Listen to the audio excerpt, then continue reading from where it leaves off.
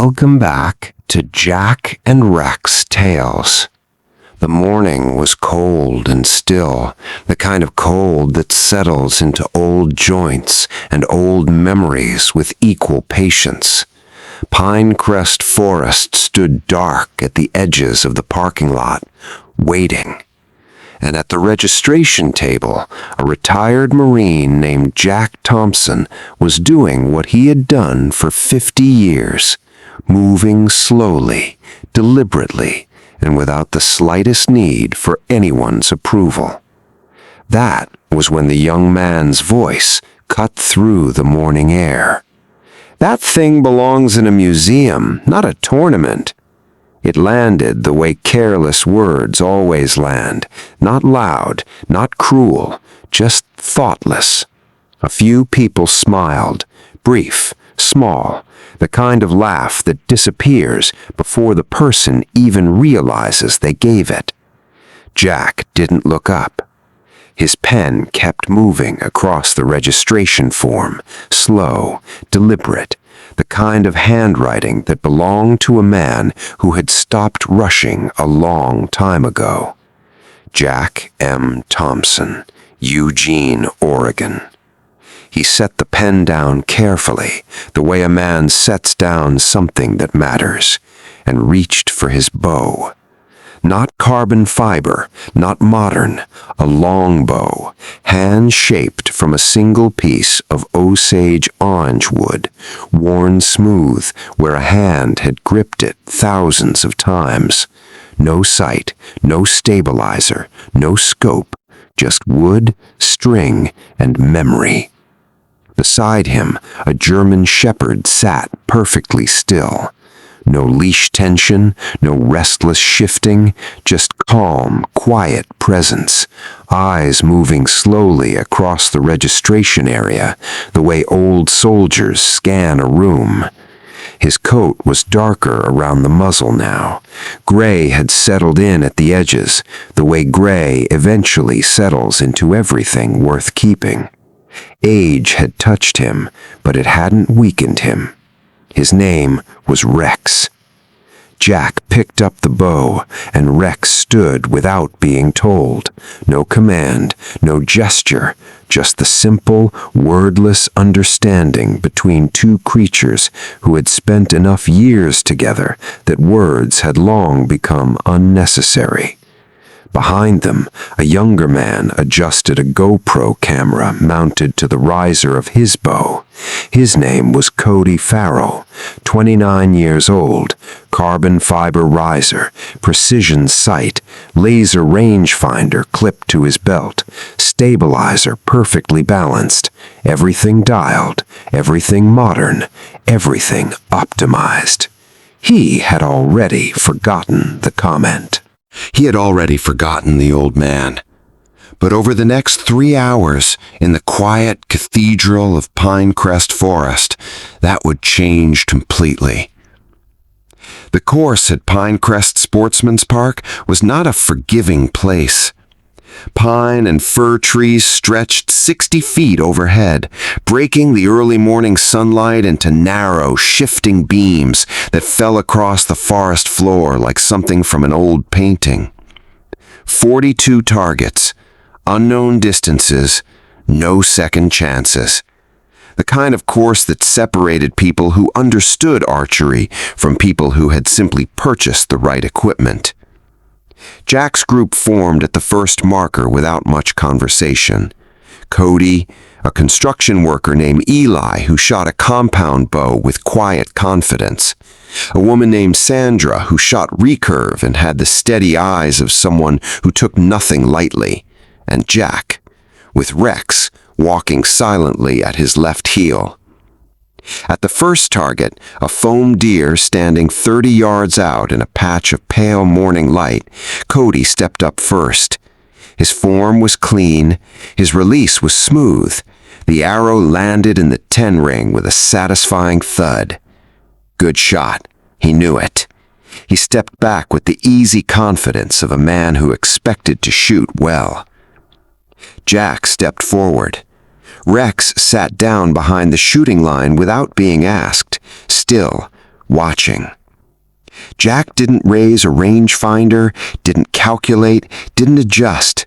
He simply looked at the target the way a man looks at something he already understands.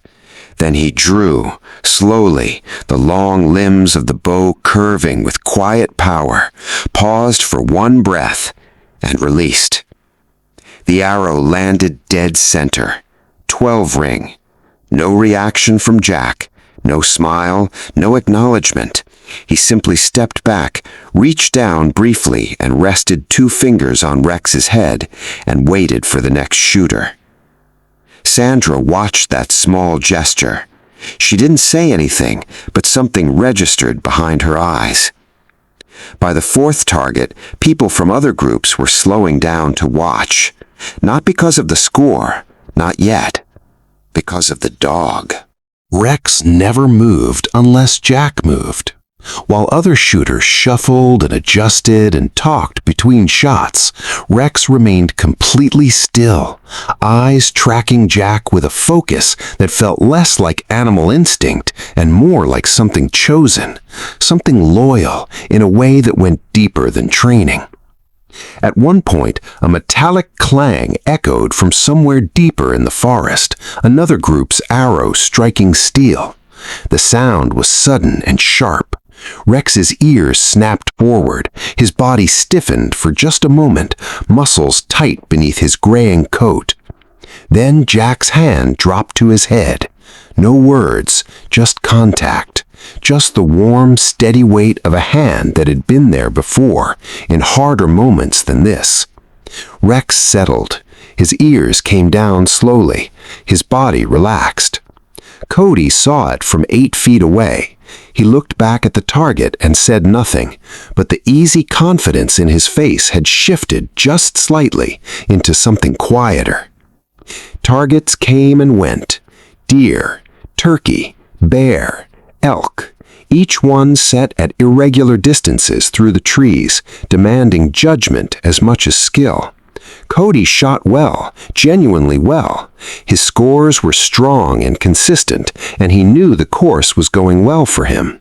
But something kept pulling his attention back. Every time Jack stepped to the line, the air changed. There was no hesitation in the draw, no micro-adjustments, no second-guessing, just one long moment of absolute stillness, and then release. As though the arrow already knew where it was going before it left the string, as though Jack had already seen it land before he let it fly. At target 19, the course offered a narrow shooting lane between 2 large firs. The safe shot was a body hit, 8 points, move on, don't risk the gap. Most shooters took it without discussion. Jack looked at the gap for a long moment. Then he shifted his stance, just inches, opening a line through the trees that no one else had seen. Rex stood up behind him, not forward, not anxious, just alert, the way he got when something mattered. Jack drew, and in the long pause before release, Cody found himself holding his own breath. The arrow slipped through the gap, barely wider than a man's hand, and struck the 12 ring with a clean, quiet thud. No one in the group spoke for a moment. Sandra looked at Jack's back, then at Rex. Then she looked down at the ground, and her jaw was tight. On the walk between targets 30 and 31, Cody drifted close enough to see inside Jack's quiver. The arrows weren't factory-made, cedar shafts, hand-cut and hand-fletched with real feathers, old-fashioned, careful, the kind of arrows that took time to make, the kind a man made himself deliberately, the way people used to make things when they intended them to last. And on each shaft, burned carefully into the wood, in small, clean letters, was a name, D. Fitch. Same name, every arrow, every single one. Cody stared at it for just a moment, then looked away. He didn't ask, but something tightened in his chest that he couldn't quite explain and couldn't quite shake for the rest of the course. Target 42 was different. It sat in a wide, natural clearing where the trees pulled back and the sky opened up pale and cold above the grass. No foam animal, just a steel gong hanging from a wooden crossbar, maybe 8 inches across, swaying almost imperceptibly in the morning air. High risk. Call your distance out loud. Hit it, 12 points. Miss, 0. No partial credit, no consolation. Most groups skipped it. Jack walked to the shooting line and stopped. Rex moved with him and sat down, closer than usual, his shoulder almost touching Jack's leg. Jack looked at the gong for a long time, long enough that the group grew still around him, long enough that even Cody stopped thinking about his own score. Then Jack said, quietly, 50 yards. The words fell into the silence of the clearing like a stone into still water. Jack reached into his quiver and drew an arrow. He looked at it for just a moment, at the name burned into the wood, before he knocked it to the string. He rested his hand on Rex. One breath. Rex didn't move, didn't blink. Jack raised the bow. Drew. The limbs bent slowly, loading with power that came from decades of muscle memory rather than mechanical advantage. His anchor point was perfect, his eyes were steady, and in that last suspended moment before release, his lips moved, barely, almost invisibly, as though he were saying something, one word, a name, maybe. He released. The arrow crossed 50 yards of cold morning air. Clang. The sound rang through the clearing and out into the trees, clean, sharp, final. The gong swung on its chain, still ringing softly as the echo faded into the forest.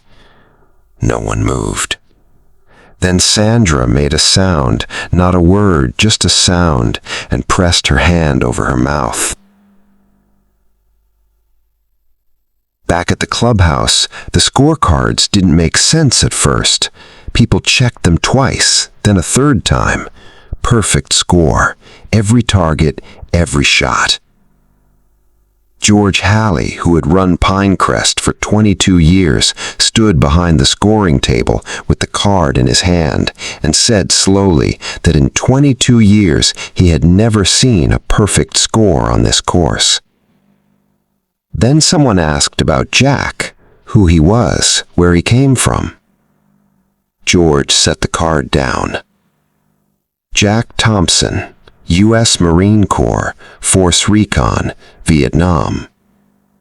The room got quiet.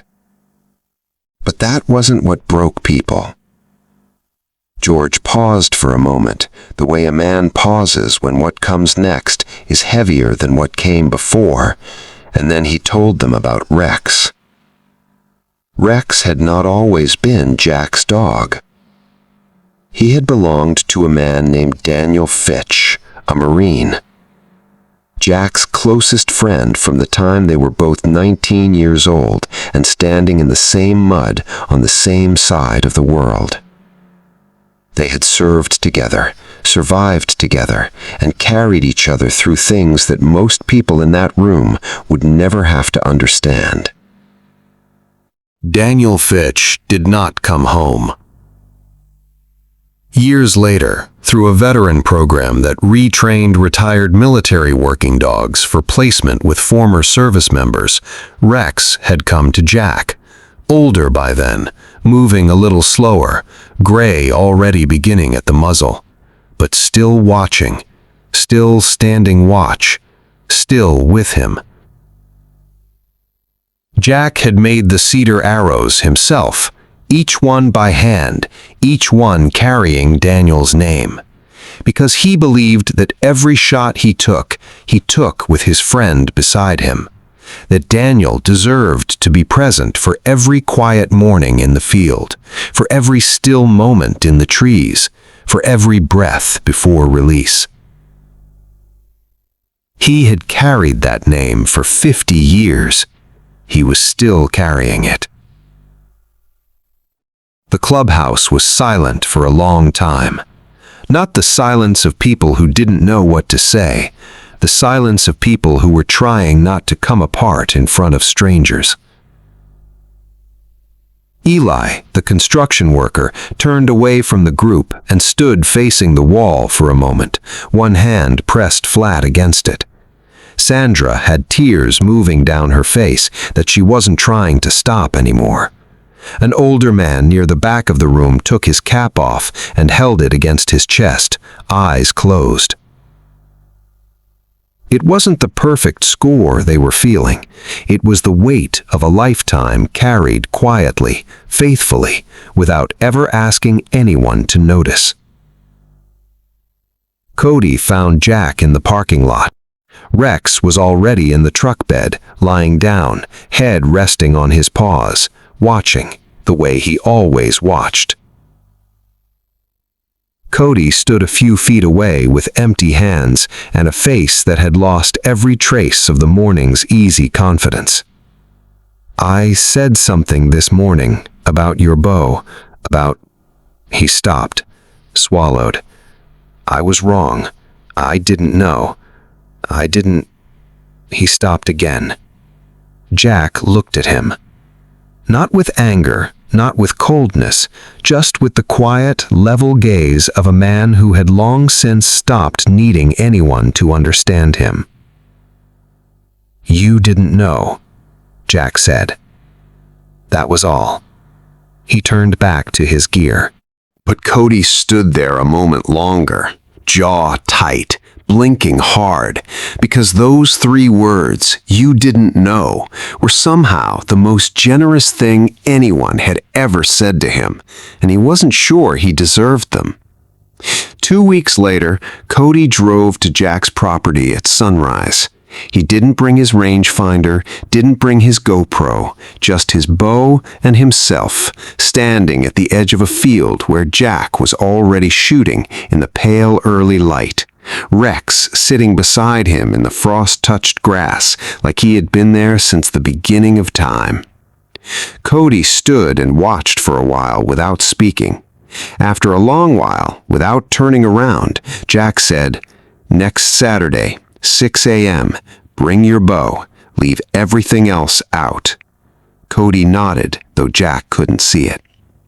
Rex stood slowly and walked over to him, not fast, not uncertain, just calm and steady, the way old loyal things move when they've decided to accept you. Cody crouched down and let the old dog smell his hand. Rex's tail moved once, slow, deliberate, and then he turned and walked back to Jack's side. That was the moment. Not the perfect score, not the trophy sitting on the table back at the clubhouse, not the silence in the room when George finished speaking. That. A gray-muzzled dog choosing to accept a young man who had finally learned to be humble. A quiet field at sunrise, 2 men and a dog, and the long, unhurried work of becoming someone better. Inside Jack's house, in a small room lined with old photographs and things that were never displayed but never put away, a wooden plaque sat on the windowsill beside a faded photograph. 2 young Marines, 19 years old, smiling the way people smile before the world has finished teaching them what it costs. Outside, Jack drew the bow again, paused, released. 12 ring. He lowered the bow slowly and looked down at Rex, who looked back up at him with those calm, dark, faithful eyes. "Still with me, partner," Jack said quietly. Rex's tail moved once, slow and steady, like a metronome keeping time for something that would never stop. And the morning went on. Because real courage was never about the score on the board. It was about the name on the arrow. It was about showing up, to the field, to the friendship, to the grief, every single morning, without applause, without recognition, without needing anyone to understand why. Some men carry their losses loudly. Jack carried his quietly, faithfully, and with extraordinary grace. Burned into cedar wood, knocked to a string, sent through the air toward something he was always trying to reach. If this story stayed with you, if you felt something in that clearing when the gong rang and you finally understood what it meant, then you already know what Jack and Rex Tales is about. It's about loyalty that doesn't expire, kindness that doesn't ask for credit, courage that shows up in silence, in small towns, in cold morning fields, in the patient eyes of an old dog who never stopped standing watch. Subscribe to Jack and Rex Tales, because the stories that matter most are never the loudest ones. This story reminds us that grief, when carried with purpose and dignity, can become a source of quiet strength rather than destruction. It honestly reflects how many veterans honor their fallen brothers, not through words or ceremonies, but through private daily rituals that most people never see or understand. Rex's story also shines a light on the real and meaningful work of veteran dog placement programs across America, which pair retired military working dogs with former service members, giving both the soldier and the dog a continued sense of purpose, loyalty, and belonging. Through Cody's arc, the story teaches one of life's most humbling lessons, that quick judgment reveals not the weakness of others, but the blindness in ourselves, and that true growth begins the moment we are willing to say we were wrong. The longbow itself carries a quiet lesson about patience and mastery, that skill earned slowly through years of discipline and sacrifice produces something no amount of modern equipment can replicate or replace. And above everything, this story affirms that the most heroic lives are often the quietest ones, lived without applause, without recognition, and without ever asking the world to notice.